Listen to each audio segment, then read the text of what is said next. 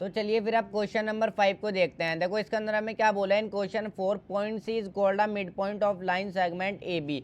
देखो जो हमने क्वेश्चन नंबर 4 किया था, देखो मैंने पेज यहाँ पर रखा है, हमने प्रीवियस वीडियो में क्वेश्चन नंबर 4 सॉल्व किया था। यहाँ पर इस ए बी लाइन का जो सी था ये मिड पॉइंट था, यही हमें यहाँ पर बोला है point C is called a mid point of line segment A B. हमें क्या प्रूव करना है यहाँ पर, prove that every line segment has one and only one mid point. हमें प्रूव करना है कि हर एक लाइन सेगमेंट का सिर्फ और सिर्फ एक ही मिड पॉइंट होता है, जैसे यहाँ पर एक ही मिड पॉइंट है।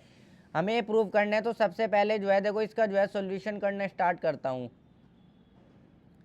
तो सबसे पहले मैं जो हूँ ये वाली लाइन सेगमेंट ही बना लूँगा जो क्वेश्चन नंबर 4 में हमने बनाई थी। यहाँ पर ये हमारी ए और बी, ये मेरी लाइन सेगमेंट हो गई। अब देखो इसका जो है सी मिड पॉइंट है, ये हमारे से बोला है कि क्वेश्चन नंबर 4 में सी मिड पॉइंट है लाइन ए बी का। तो यहाँ पर मैं जो हूँ सी पॉइंट को भी रख लेता हूँ, ये मैंने रख लिया। अब देखो सबसे पहले यहाँ पर मैं लिखता हूँ, जब ये सी मिड पॉइंट है, देखो मिड पॉइंट क्या होता है, मिड पॉइंट जो है एक लाइन को दो इक्वल पार्ट्स में डिवाइड करता है, एकदम इक्वल पार्ट्स में। मिड पॉइंट होता है हमारा लाइन को दो इक्वल पार्ट्स में डिवाइड करता है। देखो अब जब ये मिड पॉइंट है सी, तो ये ए सी जो होगा इसका ए बी का हाफ होगा। देखो इस चीज़ को मैं लिखता भी हूँ यहाँ पर, ये जो हमारा ए सी है ये इसका ए बी का हाफ होगा। ए सी जो है हमारा, तो यहाँ पर देखो इस तरीके से लिख लेता हूँ। इस चीज़ को हमने जो है देखो प्रूव भी किया था, इस चीज़ को हमने क्वेश्चन नंबर 4 में प्रूव भी किया था। देखो यहाँ पर ए सी जो होगा वो इसका ए बी का हाफ होगा, इसी चीज़ को हमें यहाँ पर प्रूव करने को बोला था। देखो तो यही कंडीशन मैंने लिखी है। अब जब ये सी मिड पॉइंट है ना, तो देखो ये ए सी इसका ए बी का हाफ होगा, मैंने लिख दिया A C is equal to half of A B, इस चीज़ को मैंने लिख दिया। अब हमें प्रूव करना है कि एवरी लाइन सेगमेंट, हर एक लाइन सेगमेंट का सिर्फ और सिर्फ एक ही मिड पॉइंट होता है। अब यहाँ पर मैं मान लूँगा कि इसका जो है एक और मिड पॉइंट है, मैंने इसका क्या मान लिया कि एक और कोई डी पॉइंट है जो इसका मिड पॉइंट है इस लाइन का। अब मैंने यहाँ पर क्या मान लिया, देखो यहाँ पर लिखो let D is another mid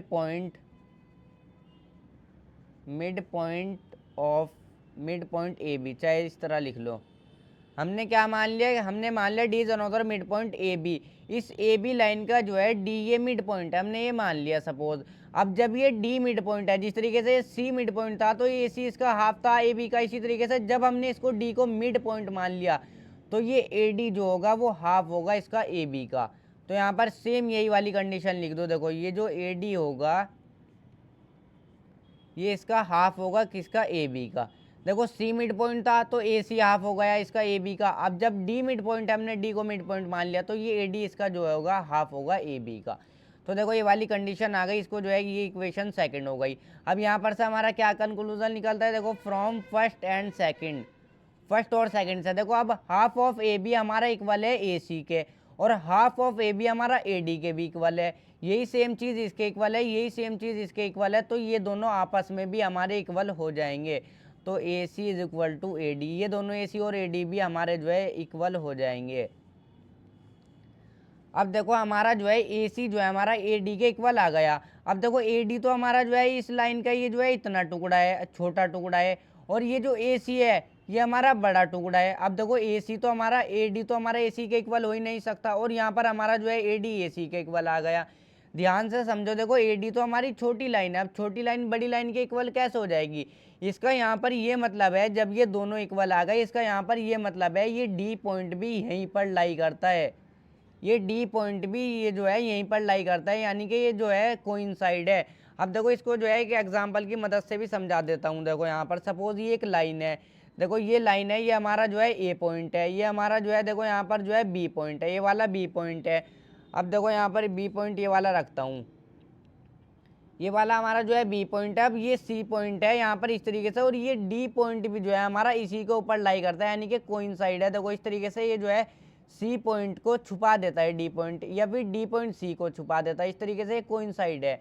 तो देखो यहाँ पर ध्यान से समझ लिया, मैंने इंट्रोडक्शन वाली वीडियो में बताया था, कोई भी दो ऐसी चीज़ जो एक दूसरे को छुपा देती है, यानी कि एक दूसरे को ढक लेती है, कवर कर लेती है, वो कोइंसाइड होती है। तो यहाँ पर बस लिख दो, क्या लिख दोगे, देखो यहाँ पर इट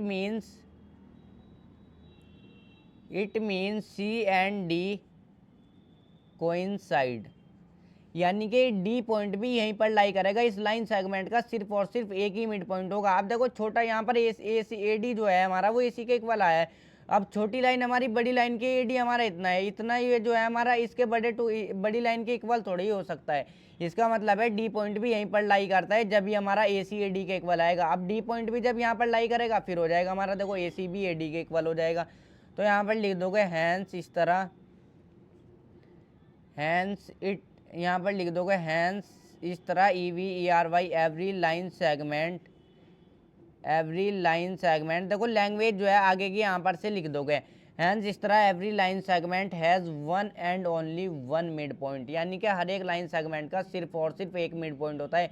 देखो एक ही तो पॉइंट मिड में हो सकता है, यानी कि बीच में। मिड पॉइंट हमारा लाइन को दो इक्वल पार्ट्स में मैंने डिवाइड करता है, मैंने बता दिया। देखो ये दोनों इक्वल आए हैं तो यानी कि डी पॉइंट भी यहीं पर लाई करेगा। अब ये ए डी हमारा इसके इक्वल नहीं हो सकता, इसका जब इक्वल हो जाएंगे, देखो जब ये डी पॉइंट हमारा यहीं पर लाई करता हो फिर तो हमारे इक्वल हो जाएंगे। तो इक्वल आए हैं यानी कि डी पॉइंट भी यहीं पर लाई करता है। इसी के साथ क्वेश्चन कंप्लीट हो जाता है। 2 क्वेश्चन बचे हैं, नेक्स्ट वीडियो में कवर करेंगे।